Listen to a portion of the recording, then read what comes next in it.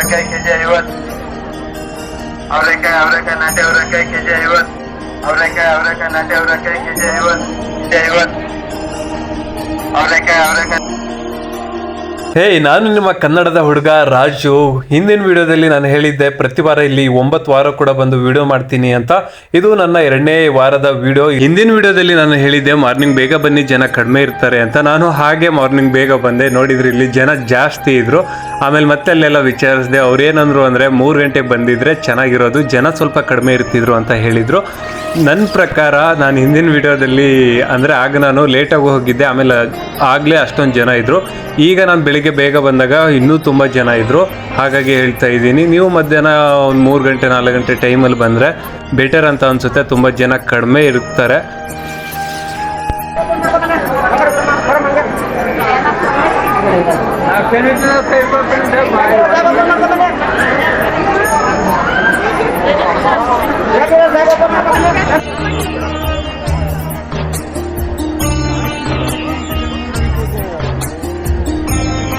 ಕಡೆ ಕಾಯಿ ತೊಳಕ್ ಮಾತ್ರ ಇಷ್ಟೊಂದು ಜನ ಇದ್ದಾರೆ. ಇದು 150 ರುಪೀಸ್ ಈ ಸೈಡ್ ಹೋದ್ರೆ.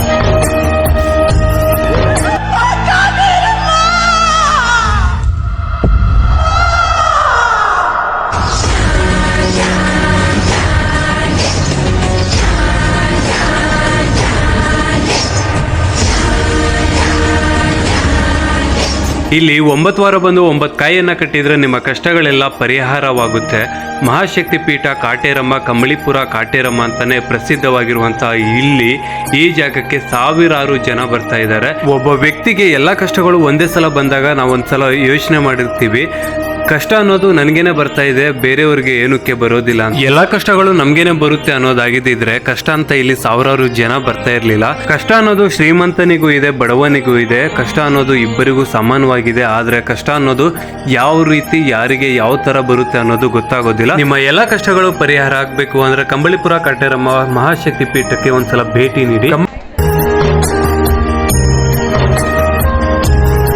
ಕಾಯಿ ತಗೋಬೇಕು ಅಂತ ಅನ್ಕೊಂಡು ನೋಡ್ತಾ ಇದ್ದೀನಿ, ಸಾವಿರಾರು ಜನ ನಿಂತಿದ್ರು ಲೈನಲ್ಲಿ. ಈ ಕಡೆ 150 ರೂಪಾಯಿ ಒಂದು ಕಡೆ, ಮತ್ತೆ ಇನ್ನೊಂದು ಕಡೆ 300 ರೂಪಾಯಿ. ಎರಡೂ ಕಡೆ ತುಂಬ ಜನ ಇದ್ರು. ಹಾಗಾಗಿ ಏನು ಮಾಡಿದೆ ಅಂದರೆ ಅಲ್ಲಿ ಲೈನಿಗೆ ನಿಂತಿದ್ರು. ಅವರಲ್ಲಿ ನಾನು ಕೇಳ್ಕೊಂಡೆ, ಈ ಥರ ನಾನು ಯೂಟ್ಯೂಬರು, ನನಗೆ ಒಂದು ಸ್ವಲ್ಪ ಹೆಲ್ಪ್ ಮಾಡಿ ಅಂತ, ಒಂದು ಕಾಯಿ ತಗೊಳ್ಳಿ ಅಂತ ಹೇಳಿ ಅಮೌಂಟ್ ಕೊಟ್ಟೆ. ಆಮೇಲೆ ಒಂದು ಕಾಯಿ ತಂದು ಕೊಟ್ಟರು. ತುಂಬ ಖುಷಿ ಆಯಿತು. ಯೂಟ್ಯೂಬರ್ ಅಂದಿದ್ದಕ್ಕೆ ಆಂಟಿ ಶಾಕ್. ನಾನು ಯೂಟ್ಯೂಬರು. Thank you. ಯೂಟ್ಯೂಬರ್ ನಾನು. ಥ್ಯಾಂಕ್ಸ್.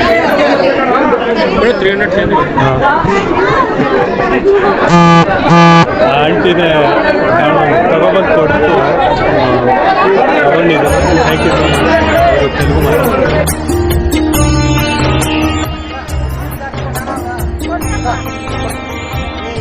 ದೇವಸ್ಥಾನದ ಹಿಂದೆ ಹೋಗ್ಬಿಟ್ಟು ಕಾಯಿ ಹೇಗೋ ತಗೊಂಡೆ. ಅಲ್ಲಿ ಬೇರೆ ಯಾರಿಗೂ ಅಮೌಂಟ್ ಕೊಟ್ಟು ಅವ್ರು ತಂದುಕೊಟ್ರು.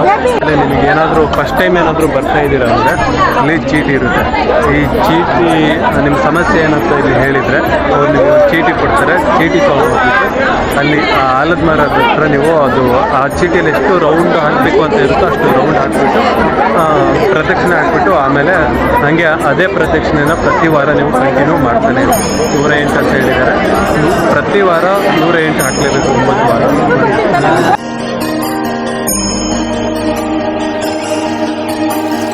ಆಮೇಲೆ ಕಾಯಿ ತಗೊಂಡು ಇಲ್ಲಿ ಬಂದ್ಬಿಟ್ಟು ಇಟ್ಟಿಸ್ಬಿಟ್ಟು ಹೋಗ್ಬಿಟ್ಟು ಪ್ರದಕ್ಷಿಣೆ ಹಾಕ್ಬಿಟ್ಟು ಕಾಯಿನ ಕಟ್ತಾರೆ.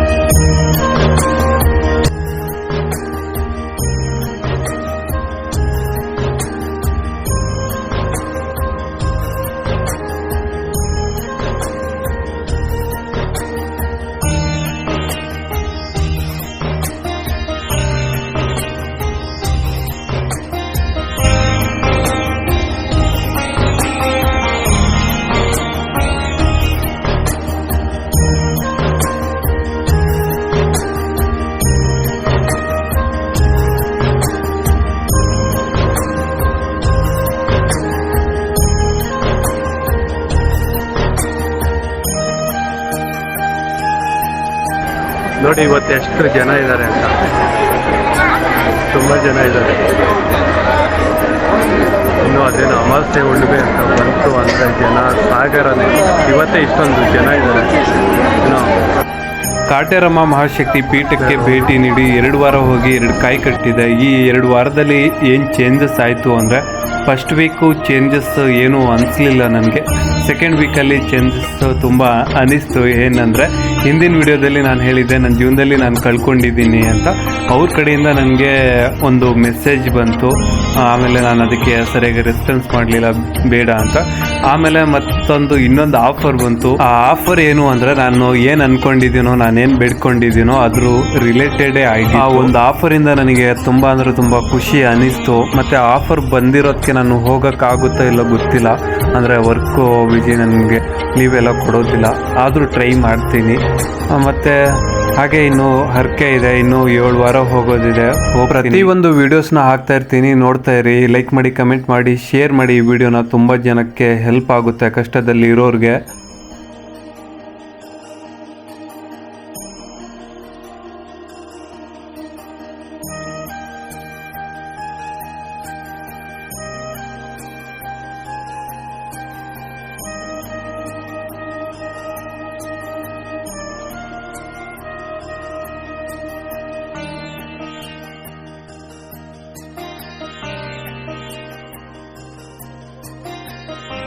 ನೂರ 8 ಪ್ರದಕ್ಷಿಣೆ ಹೊಡೆಯೋ ಅಷ್ಟೊತ್ತಿಗೆ 3:45 ಆಯಿತು. 11:30 ಸ್ಟಾರ್ಟ್ ಮಾಡಿ.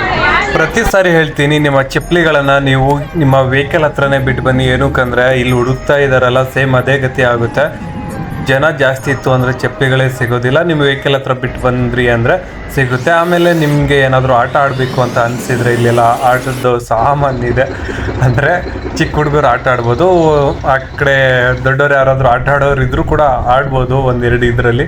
ಮತ್ತು ಇದು ನನ್ನ 2ನೇ ವಾರದ ವೀಡಿಯೋ ಆಗಿದೆ. ಇನ್ನೂ 7 ವಾರ ಬರ್ತೀನಿ. 7 ವಾರ ಕೂಡ ವೀಡಿಯೋ ಮಾಡಿಬಿಟ್ಟು ನನ್ನ ರಿಯಲ್ ಫ್ಯಾಕ್ಟನ್ನು ಶೇರ್ ಮಾಡ್ಕೊತೀನಿ. ಈ ವಿಡಿಯೋದಲ್ಲಿ ನಾನು 2 ವಾರದಲ್ಲಿ ನನ್ನಲ್ಲಿ ಏನು ಚೇಂಜ್ ಆಯಿತು ಅಂತ ಹೇಳಿದ್ದೀನಿ. 2ನೇ ವಾರದಲ್ಲಿ ಎಷ್ಟೆಲ್ಲ ಚೇಂಜ್ ಆಯಿತು ಅಂತ. ಮತ್ತೆ ತಡ ಮಾಡ್ತೀರಾ, ನನ್ನ ಚಾನಲ್ನ ಸಬ್ಸ್ಕ್ರೈಬ್ ಮಾಡ್ಕೊಳ್ಳಿ, ವಿಡಿಯೋನ ಲೈಕ್ ಮಾಡಿ, ಕಮೆಂಟ್ ಮಾಡಿ, ಹಾಗೆ ಶೇರ್ ಮಾಡಿ. Thank you so much. Bye bye. ಮತ್ತೊಂದು ವಿಡಿಯೋದಲ್ಲಿ ಸಿಗ್ತೀನಿ.